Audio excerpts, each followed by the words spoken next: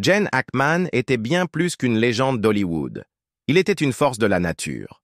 Rugueux, intense et d'une autorité naturelle, il nous a offert des performances qui se sont gravées dans nos mémoires. Il incarnait des hommes durs, imparfaits, parfois même effrayants, mais il y avait toujours en lui quelque chose d'indéniablement authentique. Et puis un jour, il est parti. Pas de tournée d'adieu, pas d'interview interminable, juste le silence. Il s'est retiré discrètement, laissant ses fans se demander s'ils entendraient encore parler de lui un jour. Et maintenant, la nouvelle que nous redoutions tous est tombée. Gene Hackman est décédé.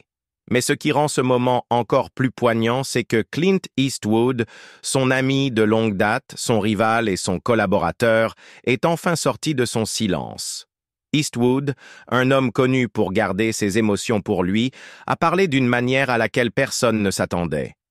Autrefois, lorsque Hackman avait pris sa retraite, Eastwood avait déclaré « Il est trop bon pour ne pas continuer à jouer ».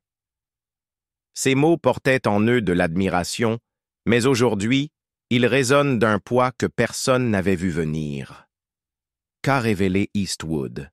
Quelles émotions ont refait surface lorsqu'il s'est remémoré leurs décennies d'amitié, leurs affrontements à l'écran et ce lien rare qu'ils partageaient en tant que deux des derniers véritables durs à cuire d'Hollywood? Et pourquoi l'héritage de Hackman continue-t-il de résonner si profondément, même après toutes ces années? Ce soir, nous plongeons dans l'histoire méconnue derrière l'hommage bouleversant d'Eastwood. Si vous pensez que les légendes comme celle-ci ne doivent jamais être oubliées, appuyez sur « J'aime » et abonnez-vous. Honorons ensemble l'héritage de Gene Hackman. Ah, Gene Hackman! Rien que l'évocation de son nom fait remonter une avalanche de souvenirs, des performances inoubliables, une présence si imposante qu'il ne se contentait pas de jouer. Il devenait. Pendant des décennies, il a redéfini ce que signifiait être un premier rôle, non pas avec un charisme flamboyant, mais avec une intensité calme et inébranlable qui captivait. Et aujourd'hui, le monde est un peu plus sombre. Le légendaire acteur, 2 fois oscarisé, a été retrouvé à l'âge de 95 ans dans sa maison du Nouveau-Mexique, aux côtés de sa bien-aimée épouse, Betsy Arakawa, et de l'un de leurs chiens chéris. Une perte qui semble presque impossible à mettre en mots. Pour ceux d'entre nous qui l'admiraient, qui voyaient en lui un acteur d'un génie rare, cette nouvelle est bien plus qu'une simple nécrologie hollywoodienne. C'est la fermeture d'un chapitre de l'histoire du cinéma, le dernier salut d'un homme qui, même absent des écrans, restait un titan de son art. La nouvelle a été un choc, mais ceux qui ont partagé l'écran avec lui, ceux qui l'ont connu au-delà du simple acteur, ont pris la parole pour lui rendre hommage avec émotion. Personne plus que Clint Eastwood, l'homme qui a réalisé et joué aux côtés de Gene dans Impitoyable, le western de 1992 qui a redéfini le genre et valu à Hackman son 2e Oscar. Eastwood, aujourd'hui âge de 94 ans, parle avec une admiration qui ne peut venir que d'un respect profond. Il n'y avait pas de meilleur acteur que Gene, a-t-il déclaré dans un hommage émouvant. Intense et instinctif, jamais une fausse note. Puis, presque avec mélancolie, il a ajouté « C'était aussi un ami cher qui me manquera énormément. » Imaginez cela. Clint Eastwood, l'incarnation même de la dureté stoïque, pleurant ouvertement la perte de son ami. Cela vous dit tout sur qui était Gene Hackman, non seulement en tant qu'acteur, mais aussi en tant qu'homme. Il avait une intégrité discrète, une capacité à captiver une scène sans jamais en faire trop. Et Eastwood le savait mieux que quiconque. Morgan Freeman, une autre icône d'Hollywood, a partagé sa propre réflexion. Lui et Gene ont travaillé ensemble 2 fois, d'abord sur Impitoyable, puis dans le thriller de 2000 Suspicion, un film particulièrement cher à Freeman. L'un des moments marquants de ma carrière a été de donner vie au film français Garde à vue, Suspicion, avec l'incroyablement talentueux Gene Hackman, a écrit Freeman, aujourd'hui âgé de 87 ans, sur Instagram. Et bien sûr, Impitoyable. Repose en paix, mon ami. Les mots de Freeman portent un poids immense. Une reconnaissance de la grandeur de Hackman non seulement en tant qu'interprète, mais aussi en tant que partenaire de jeu. Peu d'acteurs pouvaient égaler la présence de Freeman à l'écran, mais Hackman le faisait avec une aisance déconcertante. Leur dynamique était la preuve du talent de Hackman. Il pouvait jouer aux côtés de n'importe quel acteur, dans n'importe quel genre, et rendre sa performance inoubliable. Et puis, il y a Frances Fisher, qui faisait aussi partie du casting légendaire d'Impitoyable. Elle a partagé un souvenir sur Instagram.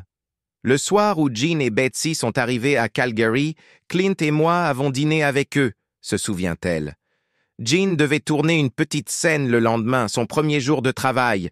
Il a mentionné la météo et a dit « J'espère que si nous devons tourner en intérieur, ce ne sera pas la scène de la prison. » Si vous vous souvenez de Impitoyable, vous savez exactement de quelle scène elle parle. Ce moment brutal et inoubliable où le personnage de Hackman, Little Bill Daggett, domine l'écran comme lui seul savait le faire. Mais il y avait aussi un côté discret chez lui, une facette de Gene Hackman que peu de gens en dehors de son cercle proche connaissaient vraiment. Frances Fisher a partagé un petit détail que la plupart des gens ignoraient. Lorsqu'il attendait que les plans soient prêts, il sortait son carnet et dessinait. Il m'a offert un croquis de moi en Strawberry Alice que j'ai encadré au-dessus de mon bureau. Ce sont ces petits instants, ces moments profondément personnels qui définissent véritablement une vie. Clint l'avait rassuré que cela n'arriverait pas, mais le destin en a décidé autrement. « Eh bien, devinez quoi ?» a poursuivi Fisher. « La météo a forcé un changement de programme, et bien sûr, la scène de la prison a été tournée en premier. Et vous savez quoi? Gene était prêt comme personne, il l'a joué comme s'il l'avait répété pendant des semaines. Il était incroyable. » C'était ça, Hackman. Un artiste, un professionnel, un homme capable de transformer n'importe quel instant en un moment inoubliable. Ah, Impitoyable! Un film qui était bien plus qu'un simple western. C'était un tournant, une déconstruction de tout ce que nous pensions savoir sur le genre. Brut, obsédant et d'une honnêteté implacable sur la nature brutale de la violence. Au cœur du film, il portait le poids de la rédemption et les fantômes inévitables du passé. Et au centre de ce triomphe cinématographique se trouvaient deux géants de l'écran, Clint Eastwood et Gene Hackman. Leurs performances ont élevé le film au rang de légende, mais convaincre Hackman d'y participer n'a pas été aussi simple que de choisir un acteur de renom. Il a fallu de la vision, de la persuasion et une compréhension profonde du véritable sens de l'histoire pour le rallier au projet. Clint Eastwood, déjà une légende du western, a été immédiatement attiré par Impitoyable après avoir lu le scénario de David Webb Peoples. Il y voyait quelque chose d'unique, quelque chose qui allait à contre-courant des récits western traditionnels. Ce ne serait pas une autre histoire glorifiée d'héroïsme et de fusillade sous le soleil du désert. Non, Eastwood voyait dans ce film l'opportunité de déconstruire le mythe du pistolero pour révéler à la place la réalité froide et violente de la vie à la frontière. Il était déterminé à donner vie à cette vision et savait que pour que le film fonctionne, il avait besoin d'un acteur redoutable pour incarner Little Bill Daggett, l'antagoniste impitoyable du film. Et pour Eastwood, un seul homme pouvait tenir ce rôle, Gene Hackman. Hackman n'était pas étranger aux personnages intenses et complexes, mais lorsqu'il a reçu le scénario, il a eu de sérieuses réserves. La violence dans Impitoyable le troublait, non pas parce qu'il ne se sentait pas capable de la jouer, mais parce qu'il était un fervent défenseur du contrôle des armes à feu. L'idée de participer à un film qui, à première vue, semblait se complaire dans l'effusion de sang le mettait mal à l'aise. Dans des interviews ultérieures, il a admis « J'avais juré de ne jamais participer à un film avec autant de violence. » Hackman n'était pas seulement un acteur, c'était un homme de principe. Quelqu'un qui prenait son influence au sérieux et qui refusait de compromettre ses valeurs pour un rôle. Mais Eastwood, sachant exactement quel type de film il voulait réaliser, n'était pas prêt à accepter un non comme réponse. Il s'est assis avec Ackman et lui a expliqué sa vision, lui assurant que Impitoyable ne cherchait pas à célébrer la violence, mais à en exposer la vérité brutale. « C'est l'inverse du film que je veux faire », lui a dit Eastwood. « Impitoyable ne parlera pas des exploits héroïques des pistoleros. Je veux montrer le côté sombre et sans gloire du Far West. La brutalité de cette époque et de cet endroit, je pense que nous pouvons faire un film qui met en lumière cette réalité de la violence armée. » Cette conversation a tout changé. Soudainement, Ackman a vu le film sous un nouvel angle. Il ne s'agissait pas de glorifier la cruauté, mais de montrer la déchéance morale qu'engendre la violence. Avec cette nouvelle compréhension, Ackman a accepté le rôle, et le reste appartient à l'histoire. Quand Impitoyable est sorti en salle en 1992, ce n'était pas seulement un succès au box-office, c'était une révélation. Le film a bouleversé les attentes et obtenu 9 nominations aux Oscars, remportant finalement 4 prix, dont celui du meilleur film, du meilleur réalisateur pour Eastwood et du meilleur acteur dans un second rôle pour Ackman. Son interprétation de Little Bill Daggett était glaçante, nuancée et profondément troublante. Ce n'était pas un méchant caricatural avec une moustache à twister, c'était un homme convaincu de faire respecter la justice, même s'il gouvernait d'une main de fer. C'était une performance qui a définitivement inscrit Ackman parmi les plus grands acteurs de sa génération, prouvant une fois de plus qu'il pouvait disparaître dans un rôle comme peu d'autres en étaient capables. Même des années après avoir pris sa retraite, Ackman est resté fidèle à ses convictions sur le contrôle des armes à feu. Dans une interview de 2003 avec IGN, il déclarait « Il devrait y avoir un certain contrôle sur la façon dont les gens acquièrent des armes et ce genre de choses. Il y a juste trop d'armes en circulation. » Sa position était inébranlable, son message clair. Maintenant, si vous demandez à Clint Eastwood ce qu'il pense du personnage de Ackman, sa réponse pourrait bien vous surprendre. « Ce n'était pas exactement un méchant », a-t-il un jour déclaré. Et c'est là tout le génie du personnage et de l'acteur qui lui a donné vie. Vous voyez, Little Bill n'était pas le vilain typique. Ce n'était pas un hors-la-loi, semant la terreur dans la ville, ni un homme poussé par la cupidité ou la vengeance. Non, dans son propre esprit, il était un homme d'ordre, un shérif aux idées nobles qui voulait protéger sa ville. Eastwood a expliqué, il était dans cette petite ville, et il la dirigeait avec beaucoup d'autorité. Mais il pensait aussi que les armes ne devaient pas être autorisées en ville. Intéressant, non? Un homme qui impose le contrôle des armes dans le Far West, ça ressemble étrangement aux propres convictions de Gene Hackman, n'est-ce pas? Mais voici le hic. Little Bill ne faisait pas qu'appliquer la loi. Il était la loi. Il voulait un contrôle total. Il croyait être le seul à détenir le pouvoir, l'autorité, le dernier mot sur qui vivait et qui mourait.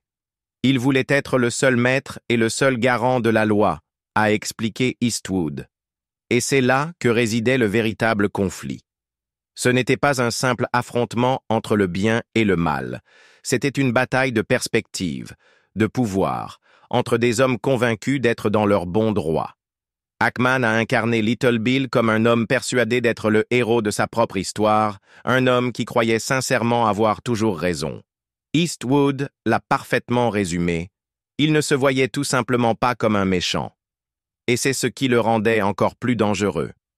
Ah, Gene Hackman, quel homme! Une force de la nature à l'écran et en dehors. Eh bien, il était aussi direct qu'on peut l'être.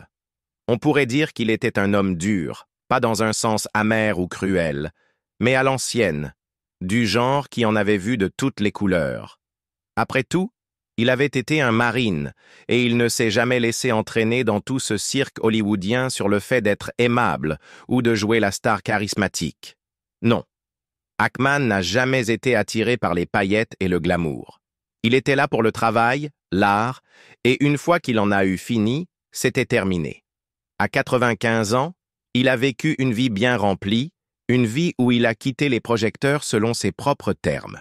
Peu de gens à Hollywood peuvent en dire autant. Maintenant, Clint Eastwood, un autre titan du cinéma, est toujours debout à 94 ans, et Robert Duvall au même âge. Jack Nicholson, le gamin du groupe, n'a que 87 ans. Puis il y a Dustin Hoffman, Warren Beatty et Robert Redford, tous avoisinant le même âge, avec Harrison Ford à 82 ans, portant sur ses épaules le poids de toutes les aventures qu'il a vécues. Nous ne nous attendons pas à ce que ces gars-là durent éternellement, mais d'une certaine manière, nous espérons toujours qu'ils le feront. Nous nous y accrochons comme à des légendes vivantes, parce que, sous bien des aspects, c'est ce qu'ils sont. Mais soyons honnêtes, aucun d'eux n'avait tout à fait ce que Ackman avait. Oh, ils étaient durs, bien sûr, mais pouvaient-ils invoquer la brutalité brute et sans filtre qu'il a déchaînée dans Impitoyable, ou la solitude déchirante qu'il a insufflée dans Conversations secrètes? Ackman était différent. Il ne se contentait pas de jouer des rôles, il les devenait. Et puis, quand il a décidé qu'il en avait fini, il a fait ses valises, s'est installé à Santa Fe et ne s'est jamais retourné. Pas de tournée d'adieu, pas d'adieu larmoyant, juste terminé. Pendant ce temps, Eastwood, infatigable, réalisait Juror numéro 2 encore l'année dernière. On se demande, est-ce qu'Eastwood a des chiens? J'aime à penser que oui. Les gens parlent de Ackman, Eastwood, Nicholson et des autres comme s'ils étaient les derniers vrais stars de cinéma, du genre dur et authentique qu'on ne voit plus aujourd'hui. Et je comprends. C'est censé être un compliment. Mais n'oublions pas qu'ils ont émergé à une époque où une autre génération s'effaçait. À l'époque, c'était Clark Gable, Humphrey Bogart, Errol Flynn, Tyrone Power et, bien sûr, le grand Gary Cooper qui imposait les standards. Cooper n'avait que 60 ans lorsqu'il est mort, mais il avait l'air fatigué depuis des années. Et si vous lui aviez demandé, il vous aurait probablement dit que ces véritables hommes étaient Douglas Fairbanks Jr., John Gilbert, peut-être même Rudolph Valentino. C'est ainsi que les choses se passent. Les générations montent, puis finissent par s'éteindre. Des noms qui pesaient autrefois commencent à paraître désuets, presque nostalgiques. Mais voici la vérité.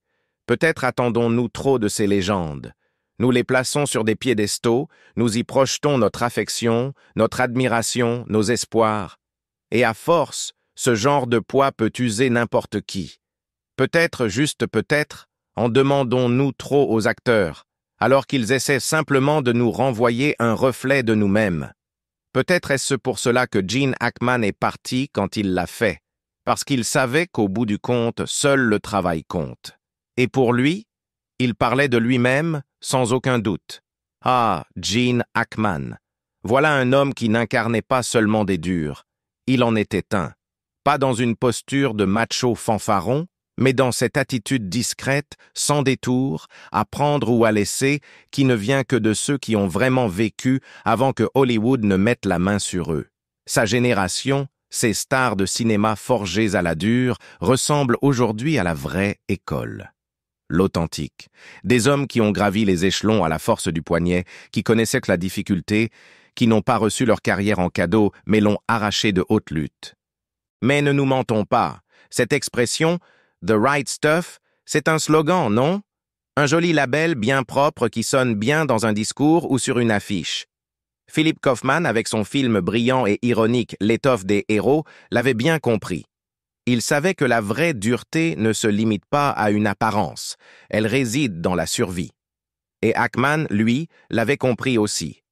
Vous voulez parler de ce qui est vraiment dur?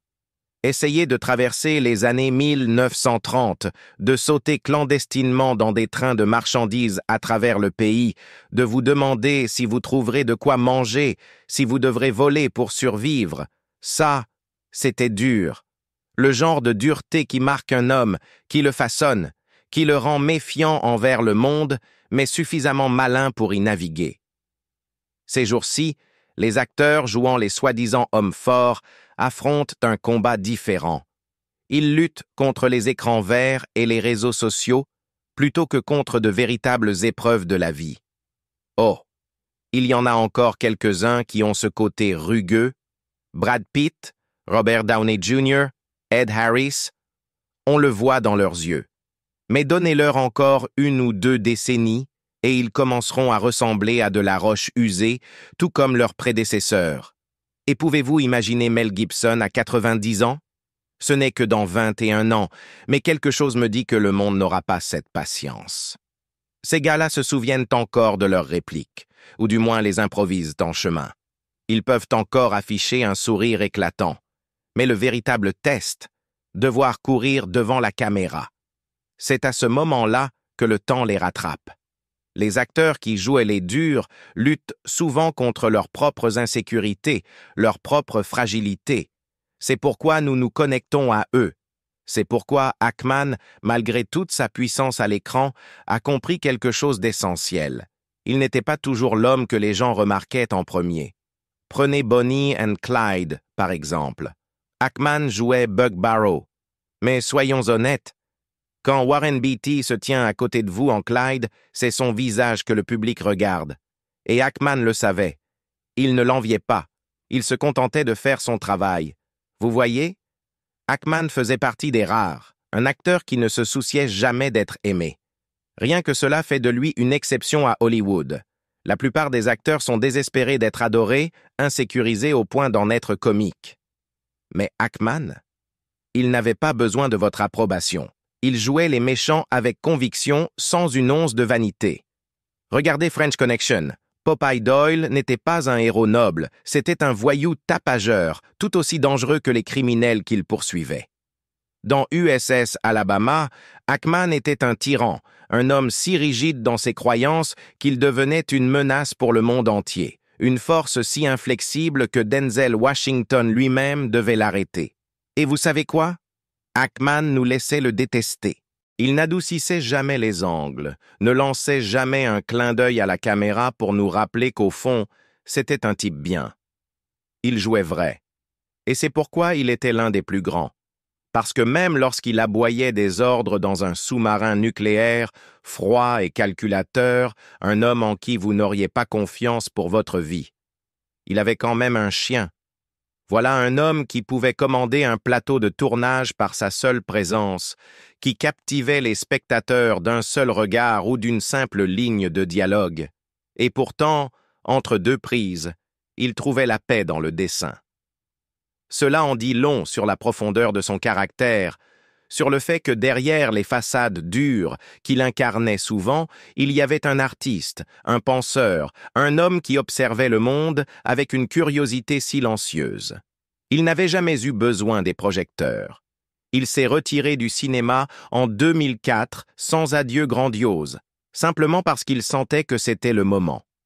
Nous connaissons tous l'incroyable filmographie de Gene Hackman, ses rôles dans French Connection, Conversations secrètes, Mississippi Burning, La famille Tenenbaum et tant d'autres.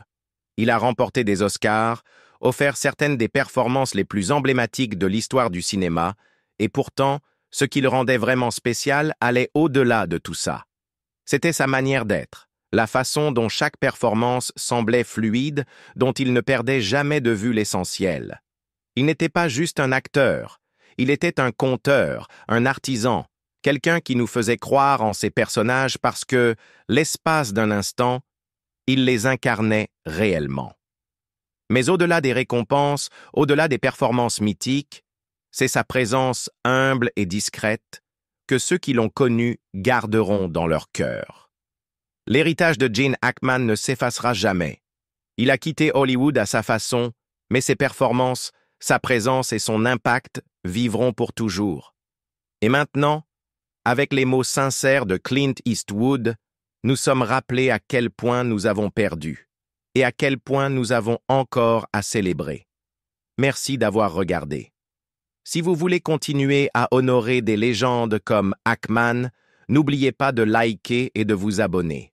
À la prochaine, prenez soin de vous et gardez les souvenirs vivants.